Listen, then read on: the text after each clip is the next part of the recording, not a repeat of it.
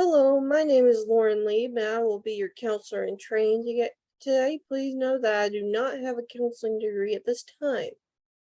So before we get started, I want to go over with you the counseling informed consent form. So if you don't mind, if you'll pull it up for me, and we'll go over it together.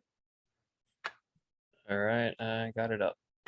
All right, if you will enter your full name where the I blank understand and agree to each of the following statements, we'll get started. If at any time you do not understand any of the statements or want me to explain the statements in further detail, please stop me and let me know. I will explain them to the best of my abilities.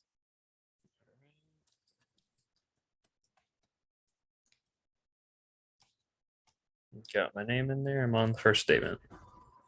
All right, statement number 1. I consent to video, audio recordings being made of mock counseling sessions and to these recordings being used to aid in the growth of counseling knowledge and skills. All right, that's initialed. All right, number 2. I consent to the excerpts from these recordings or descriptions of them being used by the Grand Canyon University faculty and staff for the purposes of supervision, research, and/or teaching. All right, that's initialed. All right, number 3. I understand that any part of a conversation that is recorded and/or written down will be kept confidential. All right, that's initialed. All right, number 4.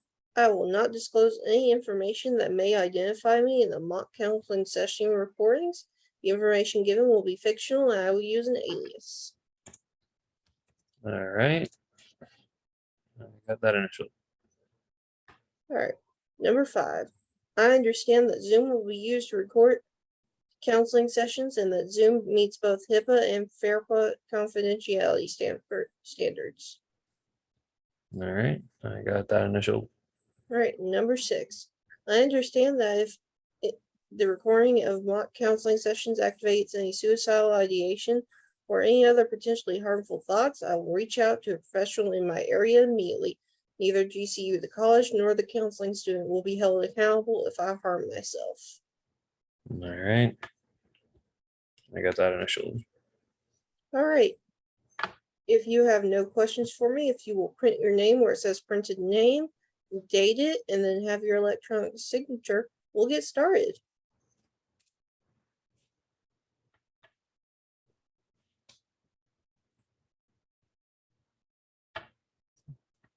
All right, I got that done. All right, what do we want to talk about today? I've been having a lot of hard time with just getting my work done in school. I'm in college, and I don't know if it's some specific thing or not, but I I feel like I never get anything done on time, regardless of how much time I devote to it. Like I will get the assignment and start on it the Mhm. very day it comes out, and I still don't get done, or I don't sleep. It's one of the two. So you seem to find a lack of time to do all your work, even if you do start it on time. Is that what I'm understanding? I I guess that might be it. I'm not entirely sure the exact problem. I just know nothing gets done on time. I don't know if it's I get distracted too often, too many times, or if I just need to devote even more time to it. Mm, all right. How much would you say gets done on time, though? Does it just feel like it's those really big assignments that don't get done on time, or that you spend a lot of time on them and they get done like last minute, sort of like you never feel like it's on time, or is it like you're always having to ask for those extra minutes to get through? All the short stuff I get done relatively quickly, but any of my long assignments, yeah, they're just I don't know, they feel like they're just too much all the time. Just I don't know if it's too much like over too much on me or if it's just too much of a time constraint. I'm not sure what to do with it. All right. So I think what we should do is you run me through what a normal week is like, and then we'll try to find ways we can add more or less. We'll, like, after a normal week, you and I will brainstorm some ideas of how to make a better schedule for you that'll be tailored for you. Does that sound okay? Uh, yeah. All right, so run me through a normal day, normal week. So I normally only have classes 3 days a week because I set up so I could work at least 3 days a week as well and have one day off or one day to devote Yeah, entirely to work. that makes sense. Um, I have classes Monday, Wednesday, Friday, and I work Tuesday, Thursday, Saturday. All right. So um, I usually have, right now, I'm having English and math really early in the morning, and then the afternoon, I have history and I'm trying to remember what the other one was. The other one was an elective that doesn't really have homework, so I'm not really worried about it. Yeah. It's mostly just those three classes. I struggle with math already as it is, and English is extremely time consuming, and history is the same way. They just take all day to do the simplest task. So it's not really that you're struggling, it's just finding the time after you get done struggling with math. That's the problem. I I would say yeah, and because I don't seem to get anything done on time, and my grade suffers as a result. All right. Um, what else do you do around a normal week besides work and that one day off? I try to socialize a little bit, um, probably maybe a couple hours a day, if that, on most days. Um, Usually on Sundays, I'll either do homework the whole day or I will, if I have nothing else to do, I will go out and have fun or something like that. But that's a very rare occurrence because of all the homework I have. I usually try to devote 3 or 4 hours every day to homework, and I don't know, it doesn't seem like nearly enough. And I'm only sleeping 6 or 7 hours a day on average anyway. So I don't really know where else to get the time. All right. Do you mind if I ask what time you normally wake up? Well, I have class at about 8 o'clock. So my first class is English. So I probably am up at about 7. All right. And I usually get to bed between midnight and 3 a.m. So my All sleep cycle right. is not the best. Well, that's going to be a problem we can go over later this time too, or a little bit later. Okay. But it seems like for the most part, you're not struggling really that much, except for in math. That's where the struggle is, and that's where I would think that all your time is being spent. So you don't have this extra time to go and try to finish these big bulky assignments that are for your English and your history. Would that make sense? I would say in part that's it because I do go to tutoring Wednesday afternoons in between my classes for math specifically. So that's a whole nother extra amount of time. Plus, I had to spend extra time learning how Yeah. to do everything. But then when I actually get down to doing the other assignments, I don't know, I'll sit down and it's like writer's block or something every time.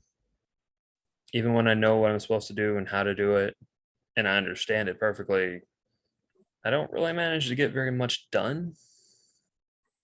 You're just kind of sitting there and, Like zoning just out think almost. zoning out because like I've worked enough today. I'm done. Yeah, that's definitely a big part of it. Yeah. So I was thinking what we could do now is come up with some brainstorming sessions about how we could fix this. So anything will work. If you want to name something crazy off the wall, go ahead. But what we're going to do is we're going to take the most reasonable ones and then go slowly down and then knock out what till like what the best one would be, and then what the best one will be we'll make a plan around. Okay. All right. Um, the first thing I wish I had was just more time magically, but I don't Yeah, really see how that's going to work.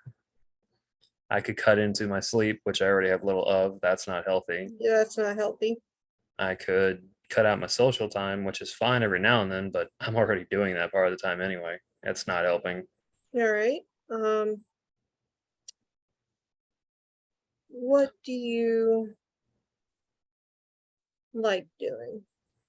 Like as far as like little things that you can do while you take a break to help you recharge.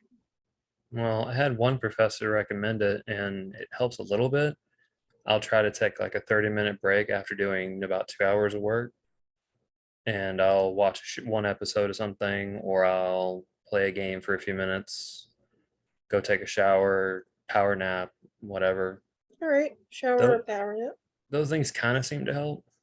And when I go back, I have the energy to do stuff, but only for about 30 minutes. But I All don't want right, to take 30 minutes off, 30 minutes on every single time because I won't get done. no, because that'll never make it where you can. All right, what are some things that you actually think would work as far as like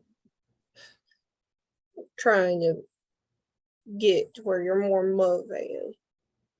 Well, I feel like maybe if there was something that would make it where I could just focus on and just keep going and just get it done. Like I watch other people do the exact same assignment and they fly through it in one afternoon, what takes me 4 or 5 days. And I even ask them how they do it, and they just sit there and they're like, "Well, I just start and I keep going." I'm like, "Well, I try starting and I get stuck on sentence two." So if I could figure out a way to just bridge that gap, I'm not sure what would be the best approach to that though. So what I'm thinking is, as far as like brainstorming, maybe for every 1 hour, you only do a 1 hour chunk, and then you do maybe 25 minutes instead of doing a full 2 hours. I might be more productive doing that. I And think then that would take be an easy 25 way. minutes to go get yourself a snack or relax for a few minutes. It just seems like you said you take 2 full hours and then you only give yourself like half an hour of 2 hours that you've just sat and just stared at a computer. So I think what we need to do is break that down. I mean, that would definitely be something I would try. All right. Um, what else can you think of that might help? Um, if the classes were actually interesting to me in some way, or if it felt like it was more important, like, yes, I want the degree and that does have value, but I feel like the individual classes that are not related to my major, which is in biology, yeah, I don't understand even why I'm doing them. I know I have to, but I just don't care. That makes it so much more difficult to do the homework and the assignments. That makes sense. That it would make it more difficult to want to be there because it's not really what you're going for. Yeah. So something that I think would help with that is trying to keep in the back of your mind that you only have to take so many classes of those, and usually it's like what, two or three, and then you're done. So it's like a semester, year and a half, maybe. I think it's like about a year and a half of the non-related crap I don't want to do. And then I Yeah, have to take a few electives, which they're not but difficult. you So can make those fun.